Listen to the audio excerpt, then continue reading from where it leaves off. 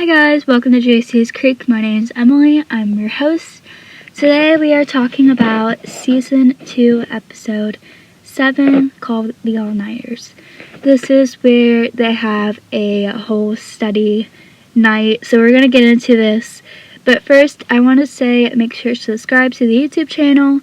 That's Jacey's Creek Podcast. Make sure to put on your post notification wherever you are, Spotify, Apple Podcasts, whatever platform you listen to.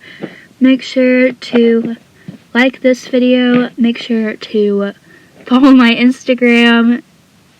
That's Witter and Potter, and my TikTok, Pacey and Joey. And without further ado, let's get into the episode, you guys. The first scene that we have is scene 1 of Joey. And keep in mind, everything went down in the last episode, which was the dance. So everything is kind of tense in this scene. So the bell rings and everyone rushes out of their class, and Joey follows Dawson. And Joey goes, "Hey," and Dawson keeps walking. And Joey goes, "Dawson, at some point we have to say something to each other." And Dawson says, "What would you like me to say?" And they're at his locker, and Joey says, "What do you want? What do you want to say?" And Dawson goes, "Go away." And Joey goes, "Besides that." And Dawson says, "Joey, you made things really clear you needed space. I'm giving you that space." And Joey says, "I didn't think it would mean you cutting off all communication, Dawson." And Dawson says, "What I'm thinking." "So what do you mean? What do you think it would mean?" And Joey says, "This isn't fair." And Dawson says, "To which one of us? You can't make up all the rules." And Joey says, "I don't want to." Dawson says, "Then what do you want?" So I have a couple of things to say about this. If Joey needed space, why is Dawson saying he is giving her space? Like, Dawson is always like throughout the scenes, "I'm giving you that space, I'm giving you that space, I'm giving you that space." But no one actually cares how many space he's giving. Like, you're not giving her space if you're telling her, "I'm giving you space." Like, you could say, "Hey Joey, I was thinking about this. I think I need to give you the space because you asked for it." But I feel like that's just not the TV version. I feel like the bitterness and anger was all in this scene.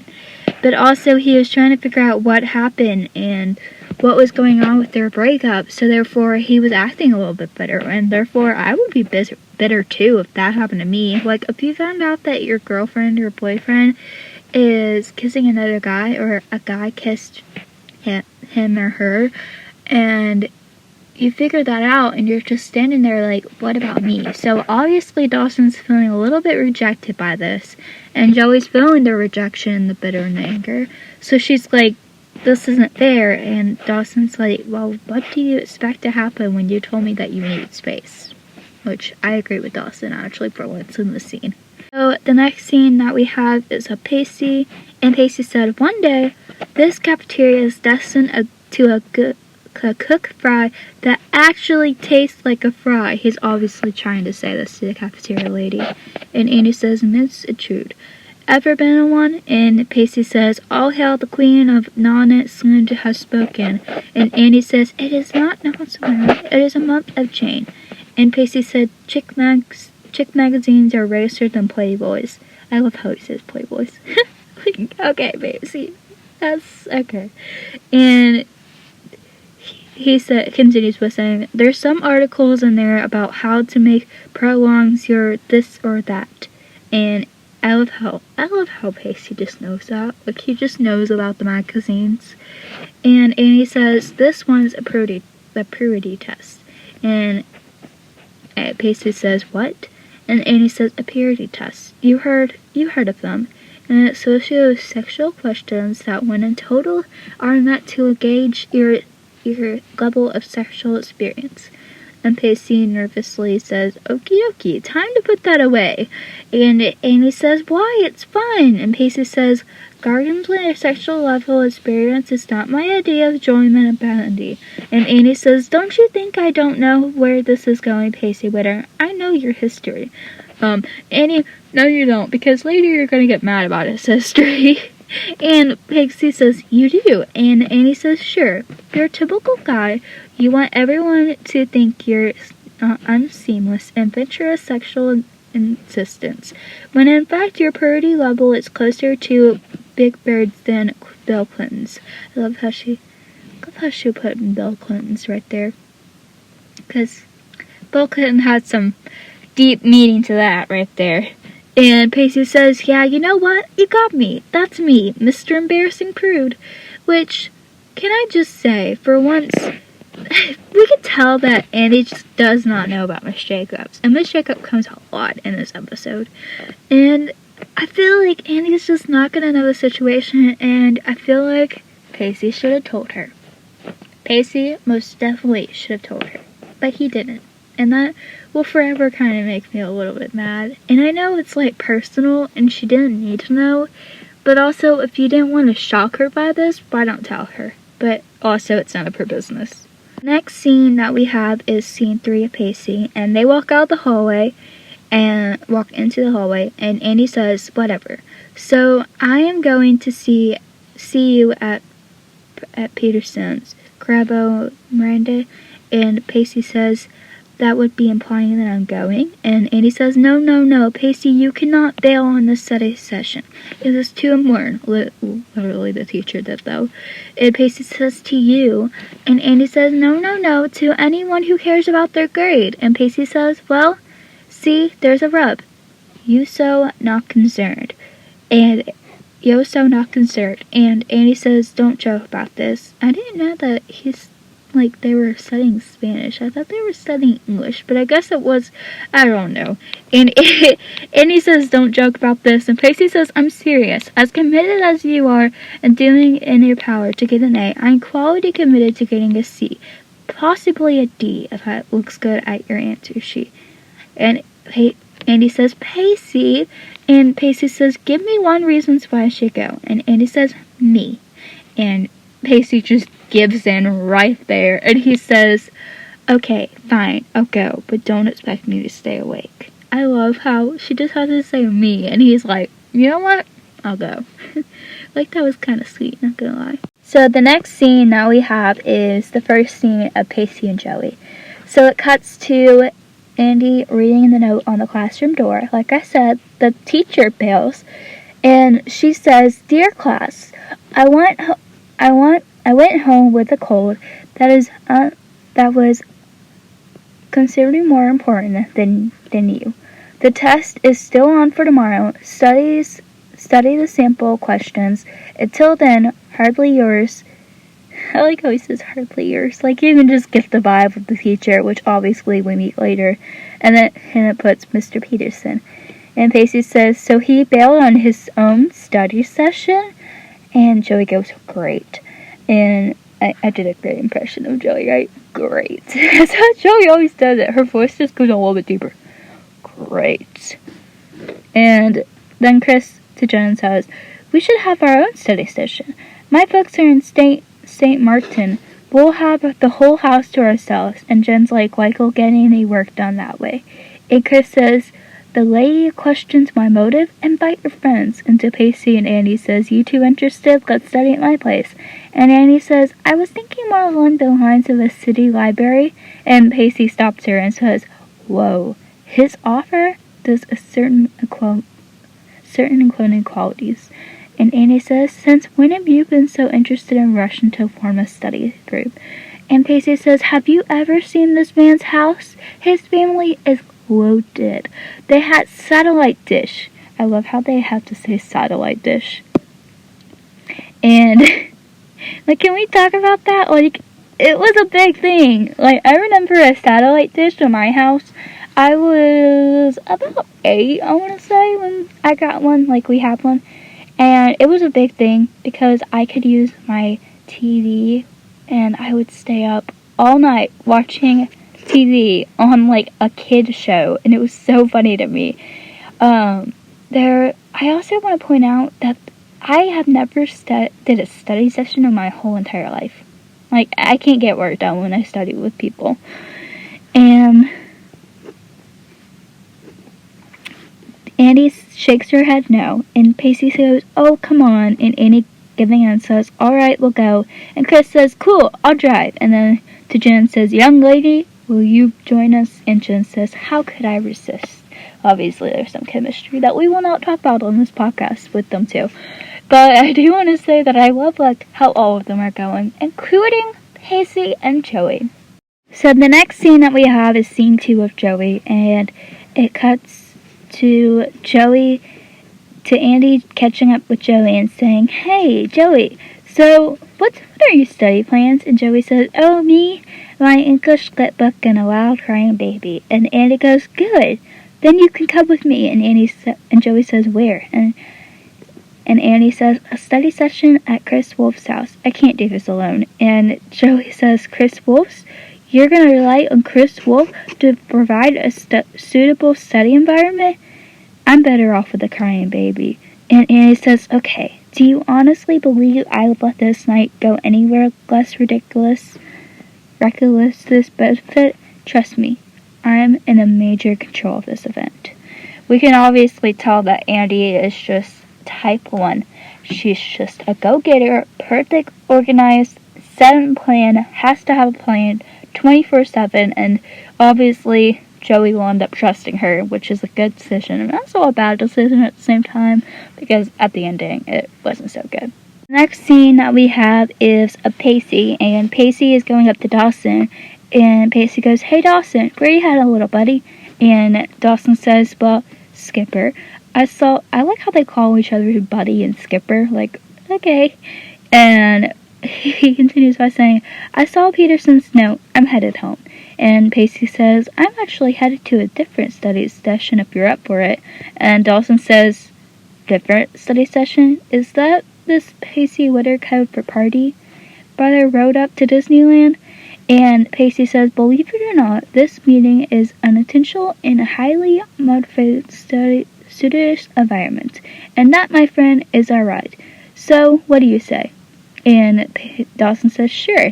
And Dawson opens up the door to find Joey sitting there, which is very awkward for him and Joey. But not awkward for Pacey, because, he has his lover in the car. Not Joey, Andy. So, we're good there. So, scene 3 is of Joey, and it cuts to the gang going into Chris's huge house, and Chris goes, the TV is that way, and he points. And the jacuzzi and sun are out back. We keep extra suits in the guest room, which I find a little bit weird that they have suits, but okay. And he continues by saying, and the kitchen is that way, and points if you get hungry. And Joey to Andy says, sounds like we're going to have a lot of studying done. And Andy says, reminder, I'm in complete control here. And Chris's little sister goes, and the little girl gets her attention, who is reading a magazine. And she's about, 12 maybe. And Chris goes, everyone, my little sister, Dana. I feel like she's 10, but I don't really know. And Chris continues by saying she promises to stay out of the way. And Andy says, nope, this room's not going to do it. We're going to need a long table, proper light, and high back chairs. And she goes, where's Pacey? So Andy finds Pacey sitting in the other room with the TV flipping through the channels because they're satellite. And Pacey says, hey, check this out. 200 channels from all over the world. It's a couch potato dream. Look at that. 3 Stooges and candies. We all know that Pacey has some amazing soap opera drama over here, and also porn movies too. But I love how in every scene that I see with Pacey with the television, I'm just cool. And this explains why you're 1, Dawson's best friend, and 2, why you work at a video store. And Andy is not so happy about that.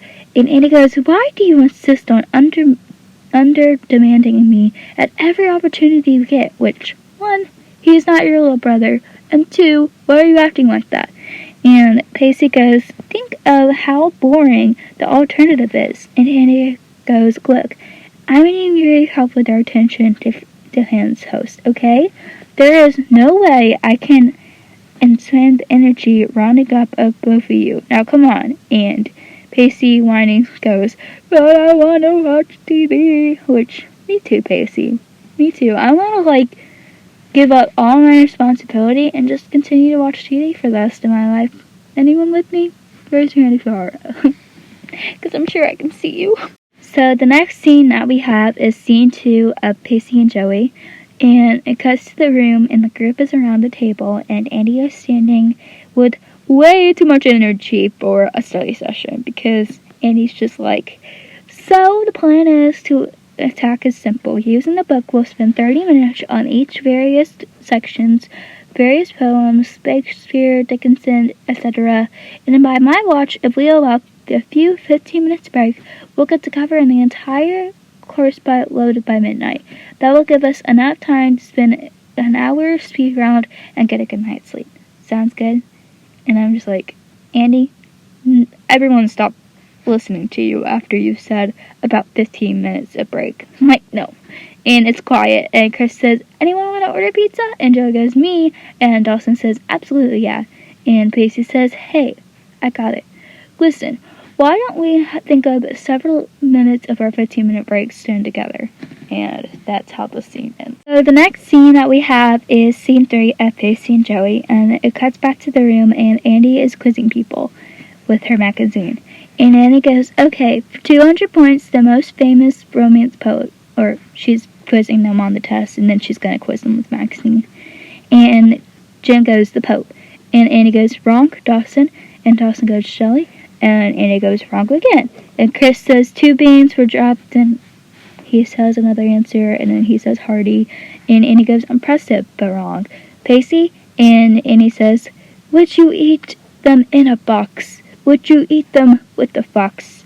Seuss! And Annie goes, I so hate you right now. And Joey's kind of smiling at this, and she goes, kinks. It's kinks. And Annie goes, ding, ding, ding. Okay, for additional 100 points, can someone give us the most famous quote? And Dawson stares at Joey and says, beauty is truth. Truth, beauty. Okay. Obviously, he doesn't say it like that, but that's how I imagine he says it, because we all know why he says that, because he's like, tell me the truth. Truth is beauty. What is that thing where it goes, cheese of truth? That's what it reminds me of when I started talking. And I like Pacey's better, where he quoted Zeus, not beauty. And Joey goes, he's right, I forgot. Dawson says, it would seem so. And Chris says, well, maybe we should get him to hit the hot tub and chill a little bit. And Annie says, we've been chilling for 2 hours. What do you need to do to focus? And Chris goes, well, what do we have here? Why don't we take an actual graphic? And Jen goes, you gotta be kidding me. How prude are you? God talking open worms. And Chris goes, oh, excellent. And Annie says, no way, we're already behind. And Chris goes, come on, I voted for you last being event. I go at a string course. And Jen goes, why not? And they all head to the room. And Annie goes, okay, mental effort for control. There's 100 questions total, and I only have 1 test. We'll pass it and take turns. Write your answer on a paper, and we'll finish, okay? Pacey, why don't you start? This is the magazine part. And Pacey says, alrighty, question number 1. Have you ever been involved in roast by a relative? So it's a 700 test, huh? And then there's a time lapse of Jen asking a question, have you ever experienced with a bondage? And then Joey, that's another time lapse where Joey says, have you ever been cozy in an airplane? And then another time lapse where Andy goes in a public place, and another time lapse and Chris says, in your parents' bed. Another time lapse where Pacey says, number 63, have you ever been named your most private of religion?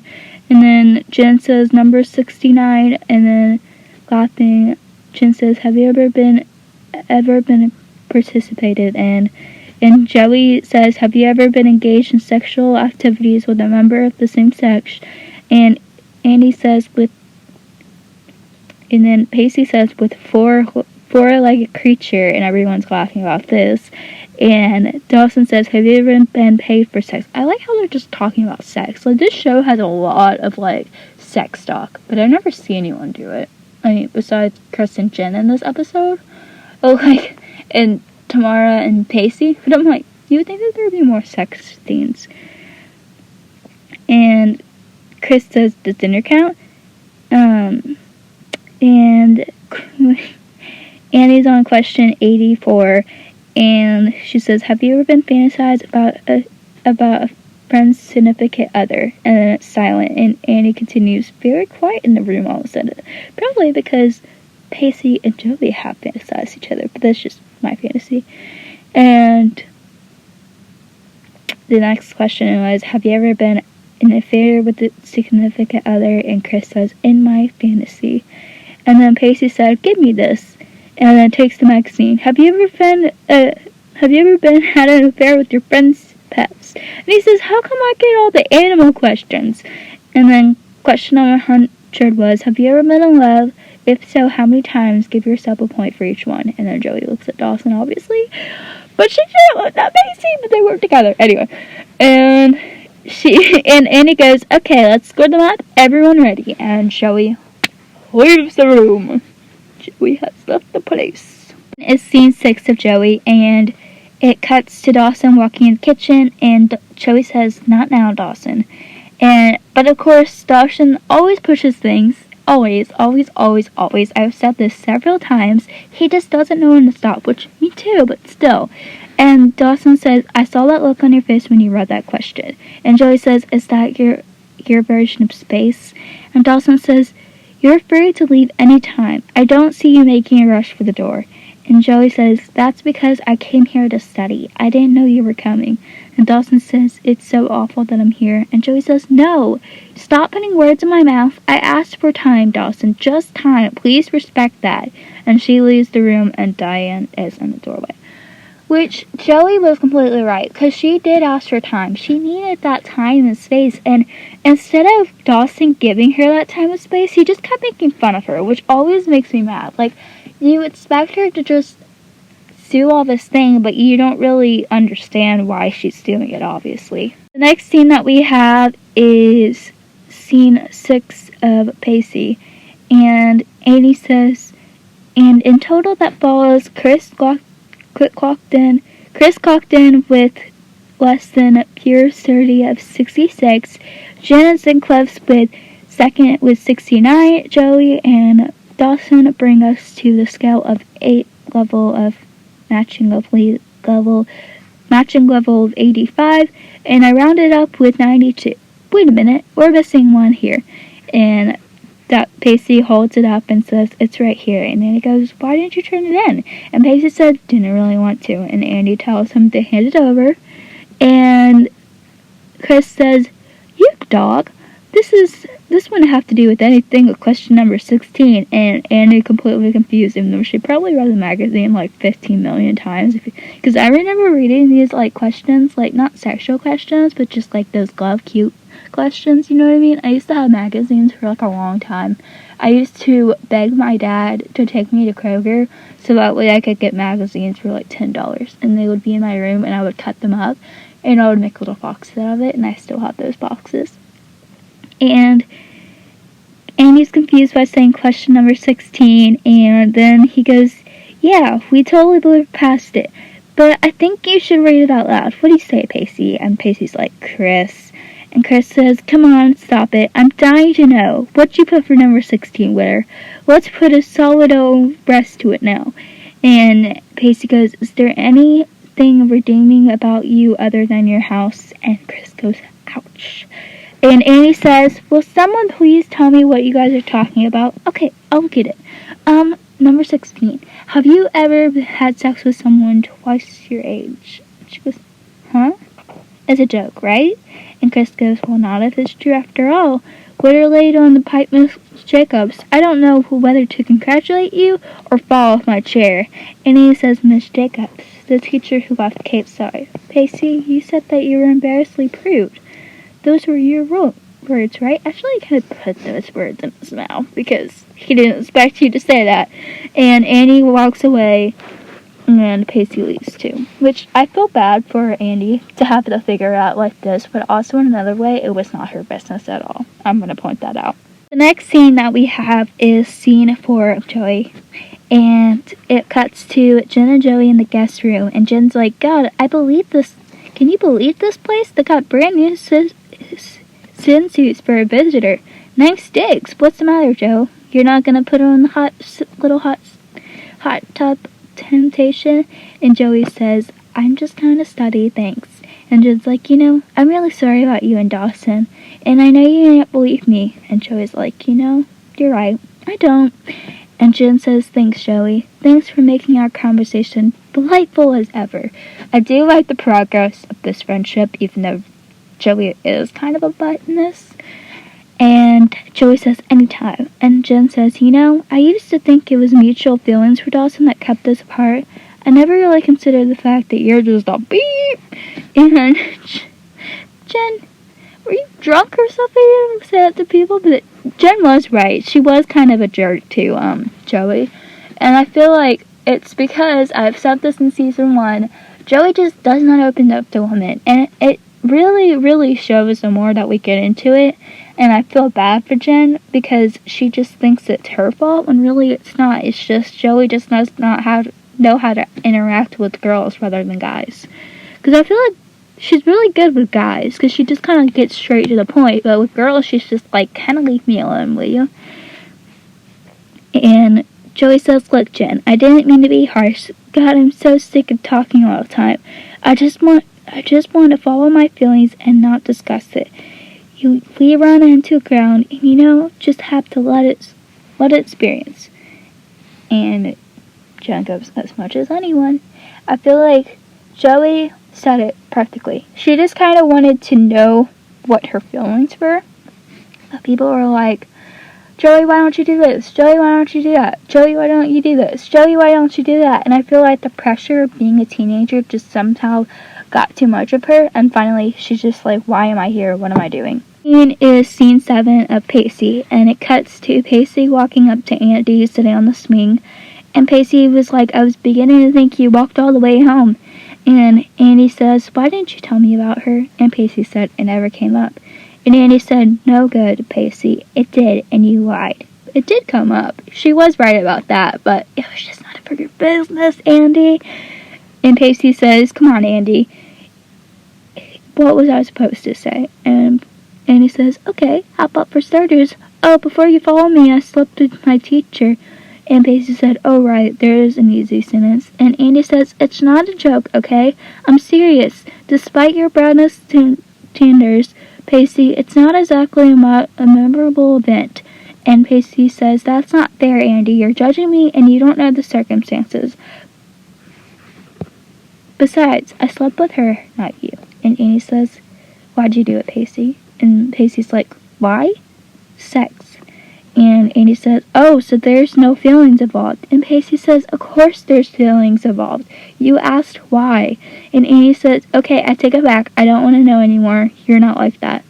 And Pacey says, of course I'm like that. I'm a sexual creature, Andy, and so are you. Why don't we talk about this much? Why don't we joke about it? Why do you give our tests about prude we are? And Andy says, no, that's different. That's completely innocent. And Pacey says, no, it's not. There's a test about sex, and sex is not innocent. It's intense. It's passionate. And sometimes it can be alternate, but it's never innocent. Andy, I'm really sorry this changed things the way you feel about me, but I can't change that. And all these things that continue between us, I think you're going to have to accept that. So my thoughts on this was, Andy wasn't lied to. She was just not told. And that sucks. Because we talked about this with the kiss between Joey and Jack when Bessie told her, like, you don't have to say anything. And I was kind of thinking about this, because when you don't tell someone, it really kind of hurts. Like, when you don't tell someone that you don't want to hang out with them, how does that affect your relationship? When you don't tell someone the honest truth, it's just kind of leaving you like, oh, okay, fine. I feel like there's a lot of things that people do that just kind of make me mad. And when you don't tell someone something, it honestly just makes me angry. I'm like, why didn't she say something? Why didn't you begin to just try to say something? And I feel like that's how Andy felt. And the fact that Andy says, "Don't fall for me because I slept with my teacher," is just a dead mood. Like, obviously, she was hurt, but it was just like, that was just her mood. I feel like when she spoke those words, she didn't actually mean it. She didn't actually mean, "I don't love you, Pacey." But it was kind of like, she was like, if I knew this, maybe I wouldn't fall for you. And I feel like that was kind of wrong in a lot of ways. Saying, if I knew you slept with your teacher, I wouldn't have fallen for you. I wouldn't have been with you. And I feel like that was too judgy, because she had a perfect plan. She knew what she wanted, she was going for it, and she didn't get what she wanted. And that happens a lot through the whole series with Andy whenever she's in it, because Andy is just a type 1. She has a set plan, and when things don't go her way, she just falls apart, and she just runs away from it. So she's a lot like Joey in that aspect, and a lot like Pacey. But like Pacey said, Andy didn't know the situation.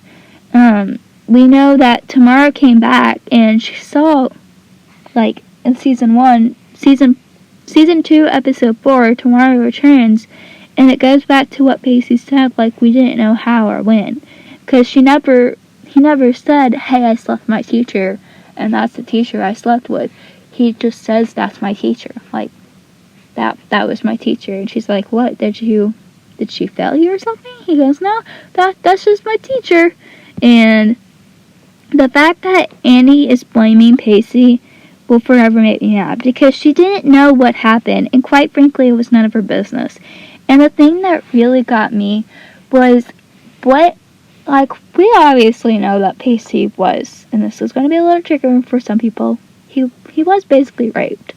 And Andy judged Pacey so hard, but what if it was never his consent? What if the show just started off like that and there was no relationship involved? How would Andy take it? How would Andy judge it? And how would Pacey react to it? Because Pacey is just like, obviously there was feelings involved to it, but I just don't know how to handle it. And this broke Andy. It broke her heart to know that Pacey never told her anything about this. Pacey never mentioned Miss Jacobs and him. Why she didn't get that? Why didn't he say anything? Why didn't he care enough to tell me? But truthfully, also, Andy and Pacey weren't that close in that season 2, episode 4. Like, they weren't as close as they were now. So I feel like if Miss Jacobs came, he still wouldn't tell her, because he would be like in a fear that he would mess up this, because he is like constantly reminded, like, he messes up so much, and in order to not lose Andy, he didn't need to tell her about Miss Jacobs. And that's why he never told her about Miss Jacobs, because why would he want to mess up this relationship? That's what was going through his mind. But for Andy, she was like, "Why didn't you tell me about this?" Because she was hurt. She was broken. Like, they have a relationship now, sort of, kind of. And she was like, "If you really cared about me, if you really wanted me, why didn't you just tell me about your past?" And Pacey is like, "Why are you such a prude through all this?" Because you're not such a prude. Because you are having a quiz based off of sex. Why are you having a quiz based off of sex? So we kind of roasted her there. And I feel like it was just bickering back and forth. But he's like, "You need to accept this, because this isn't going to change." My dad always says that, like, the things that you can control are in that little circle. And I feel like that's Pacey's mindset too. I feel like Pacey is just that type of person. Like, I obviously can't change this, and this is going to break my heart, but I need to learn to accept it. He's like through a lot of seasons in the show. And it just continues to get better and better as the show goes on. So the next scene that we have is scene 8 of Pacey. And it cuts to Pacey and Dawson asks if Andy is okay. And Pacey replies to this with, "Yeah, she'll be okay. She just wants to be alone right now, you know?" And Dawson says, why didn't you right now?" And I love Pacey's response to this. I didn't want to lie to her. And Dawson says, I like to think I would have been honest.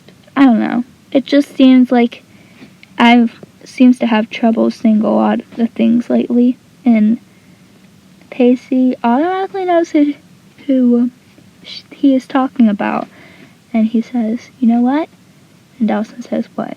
And Pacey says, "Try harder." Because he knows that Dawson is talking about Joey.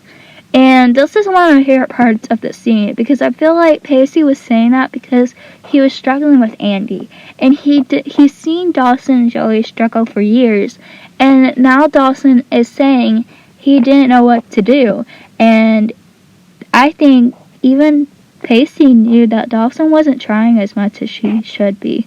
And he was putting little effort for everything to be okay. Which we all know is the opposite of Pacey.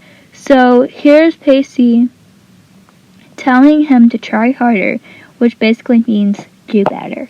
So when Dawson says, "I don't know what to say," Pacey's like, there's so much things you could do. Like, you could put actions into your words. You could say these things. And I love how he just, like, pats his back and he knows what he was saying, because Joey was sitting on the other side. Like, we saw Joey in the scene, which obviously you guys couldn't see it because we're on a podcast. But if you rewatch the episode, you can see Pacey and Dawson kind of looking at her. And I think that was part of my favorite part, because we see how it goes. So I actually did an Instagram post based off this scene, and I want to read what I said, because I feel like no matter how I say it, it's not going to come out directly on how I written it on Instagram. So again, my Instagram is Blitter and Potter, and I wrote this on June 19th, 2021. And I said, to give you a little background where Joey is, she is outside behind Dawson studying.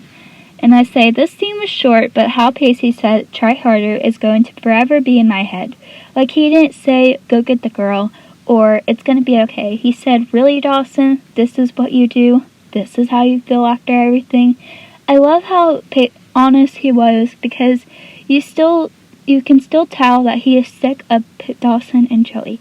And I feel like he says try harder because he knew the fact that Dawson wasn't doing enough. Again, it's short, but the meaning behind Pacey's feelings, you could tell he just wanted Dawson to really mean what he was doing. I love how he said it because he looked back at Joey. Again, Joey and Pacey claim to not be friends, but I'm most certain Pacey saw her a little bit as a friend. Joey wanted nothing to do with him. I swear it's the little scenes that will forever have meaning. And again, I love this scene because, like I said, there was a whole other meaning to it. So the next scene is of Joey, and it cuts to Dawson walking to Joey on the patio, and Joey says, "Look, no more rounds, Dawson. I'm so tired. I'm actually trying to get 5 minutes of starting in." And Dawson says, "Joe, I thought what we had was special." And Joey said, "Look, I'm serious. I don't want to talk about anything." And, Dawson just keeps pushing her. And Dawson says, "You wrote that you've been in love twice." And Joey's like, "You looked at my test," which, honestly, that was not surprising, Joey. He looked at your journal. Why not look at my test? And Dawson says, "No, I learned my lesson in inviting your privacy," which, no, he didn't, because he still knew what it says. And he continues by saying, Chris's little sister was kind enough to impart me that information." And he continues by saying, "Joey, you said that I was your world. When did you have time for guy number 2? I don't believe you're shallow enough to fall in love with Jack after one kiss." And Joey says, "Look, stop it." And Dawson says, "I don't understand." And Joey says, "I don't know, okay? Why can't we get back to things why can't we just be friends, Dawson?" And Dawson says, "That's what you want?" And Joey says, "Yes." And Dawson says, "After all we've been through, just friends." And Joey says, "Yeah, Dawson, if you don't understand why that can't happen, if you don't get it, you don't get me." And she walks away. I feel like what Joey meant at the end was she was saying, if you don't understand why I want this friendship, then you don't understand anything at all. Because Joey and Dawson, I believe, have been friends since they were 5 or 6. And so therefore, it was kind of like this moment where Joey's like, why can't you understand that I am here and I need you as a friend? And Joey tells Dawson she doesn't want to talk to him, but then he pushes her, which I'm like, but that's kind of immature. Sometimes we just don't know how to stop ourselves when someone says something, because I'm a lot like Dawson, and when something bugs me, again, I've said this before, I have to say it. However, what I'm learning is not everything has to be said, but just everything is scared and mature. I feel like that the right time is important. So when I mean I'm a lot like Dawson, I will give you an example for that. So a couple weeks ago, I had a friend who did not want to hang out with me. It hurt my feelings so bad because I'm a teenager and that little thing always hurts. And I confronted her about it, and she was like, you always push me with things, you always do that, you always do this. And I think in my head, I'm like, if you really don't like me, why don't we just not be friends? And it sucks. It sucks to lose friends. And I feel like Joey is going through that lesson right now. She's trying to figure out where her and Dawson stand. And in order to figure out where her and Dawson stand, she has to go through this pain. She has to understand what it's like to lose a friend. And Dawson has to understand what it's like to lose his friend too. So the next scene that we have is scene 5 of Joey. Yeah. And Dawson yells at the little girl after scene 5. And it cuts to Joey knocking on Diana's door because she wants to check up on her. And Diane goes, what do you want? And Joey says to hang out with some sane individual here.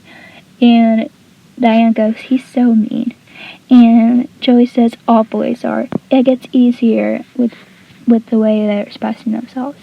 And Diane goes, after tonight, I'm avoiding growing up at all costs. And Joey says, sounds good to me. Let me know if you have any luck.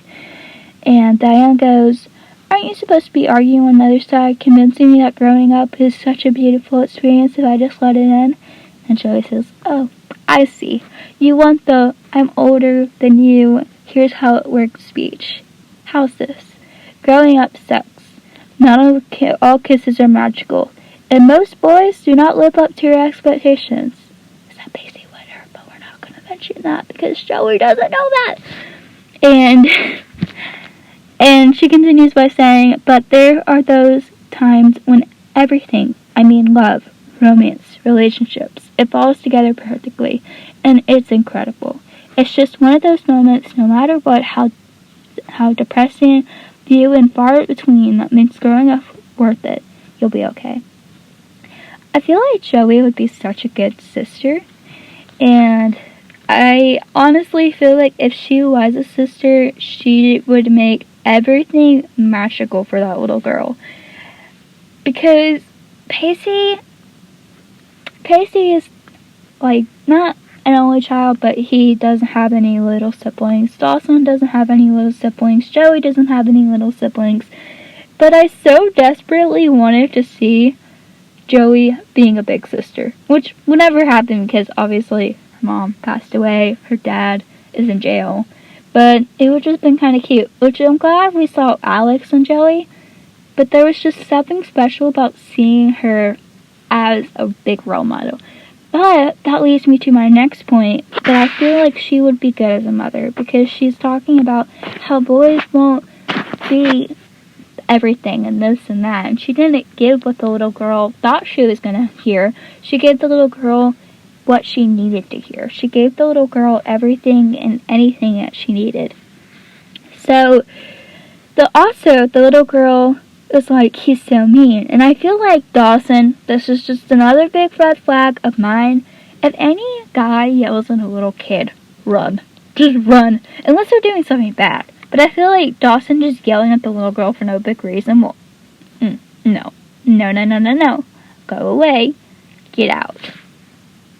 Scene for Joey and Pacey. So, cut to Dawson flipping through the pages, and there's a time lapse. And he wakes up, and it's daytime. And he walks into the house finding Joey, Pacey, and Andy asleep. And Andy wakes up, and she goes, "Oh my god, tell me it's not 6 a.m. And Dawson's like, "It's 6 a.m. Which, give the girl what she wanted to hear, I guess. And Andy goes, wake up, Pacey, the test is in 4 hours. Oh my god, I must have been studying and passed out." And Pacey's like, "Hey, relax, where's the binder?" I always thought he said bigger for a second. And Dawson goes, "Binder's on the porch, I'll get it." And Andy's like, "We don't have any time." And Joey's like, "What's happening? Where's everyone?" And Andy goes, "Everyone is totally asleep, totally unsteady, totally unprepared, and totally screwed." Totally. I feel like Andy just freaked out because, again, that type 1 personality. I'm surprised Joey didn't freak out either. The next scene that we have is scene 5 of Joey and Pacey. And it cuts to them going around the study group, and Pacey says, "Alright everyone, listen up. We have exactly 4 hours in order for the dentist exam for for young adults' lives. Now going on in the versions of Andy's lessons plans, I planned on construction of a 3-hour and 45 lesson plan, which in the property will cover everything. You follow me?" And Andy's like, Pacey, this test. And Pacey, like, puts his finger on her lips and goes, "Shh, listen, don't worry." And then he goes, "Boys and girls, you happen to be a good professional cramper. We'll start with the Beowulf. How many monsters?" And then he asks a question, and Andy answers, and they are pouring orange juice and making toast, and Pacey asks a question, and Joey answers, Jen answers, Dawson answers, Andy answers, Pacey gives the answer. You get the scene. So then the next scene, we'll combine it, and they are all in the pool with shades, which I find this scene so cute. And then again, there's a question and an answer, and then it goes back to another time lapse where Pacey says a question and it goes to answer, and another question, another answer. Then it goes to scene number 8, where they cut to the scene around the table, and Pacey says, "Congratulations, guys, we're done. But I got one last group activity," and he looks towards the pool, and everyone sprints towards the pool, which is my favorite scene of all time. So the next scene that we have is Pacey, and Annie gets out of the pool, and Pacey gets out of the pool, and Annie goes, "Whoa, you really got control in there. You're interesting in a way of doing it." Pacey goes, "Yeah, well, I perform well under pressure." And Annie says, "I want to explain something to you." And Pacey goes, "You really don't have to talk about it, Andy." And then he goes, "I do, Pacey. I mean, I'm the queen of keeping dirty secrets, so I understand why you didn't jump forward into information. I think I was just more shocked by the idea of experience." And Pacey goes, "Well," and Andy goes, "You're such a jerk." And Pacey goes, "A slacker." Andy says, a champion slacker jerk." And Pacey goes, "And what does that make you?" And Andy goes, "I don't know, Pacey. You tell me. I dare you." And Pacey says, "You, Andy Whitby, are the girl I love to hate." And she goes, "Aw, I'd love to hate you too." And they kiss, and Andy goes, "Not forgiven." And Pacey goes, "It's a no?" I love this scene. It's just a really cute scene, because I love the part where they don't really say "I love you," but they kind of say it, and it's just a really cute scene. So the next scene that we have is scene 7 of Joey, and it cuts to Joey in a robe drying her clothes, and Dawson says, "Hey," and Joey says, "Hey," and Dawson's like, "Can we talk?" Joey said no, but she said sure. The whole time in this episode, I'm yelling right now because I'm angry at this. She's saying, "No, Dawson, no, Dawson, no, Dawson, no, Dawson." And finally, she just says sure, because she's like, "Fine, I give up. You're not going to listen to me either way." And Dawson says, "Do me a favor and don't say anything, because every time we speak, I screw those up. So just please listen, because you're a loser. That's why you screw it up, Dawson." And Joey says, "Okay." And Dawson says, all I've been thinking about lately is how much I want to take back our first kiss. But that's a great way to start this, don't you think? And he says, how much I would pay to let you climb through my window. I mean, who knows what would happen? Maybe we'll still be best friends. Maybe you still have a thing for me. I just wouldn't be hurting like this. But then I think about everything that brought my kiss into my life. What it was like to look at you and not know what you're thinking, but to know what you were feeling. Because feeling the same thing, it was worth it. Poor little Dawson over here. Pity little Dawson. And he continues by saying it was worth all the pain that I've been going through. I just wanted feeling the same thing, and it was worth it. It was worth it, blah, blah, blah. Joey, but I can't. But it was the smartest decision I ever made.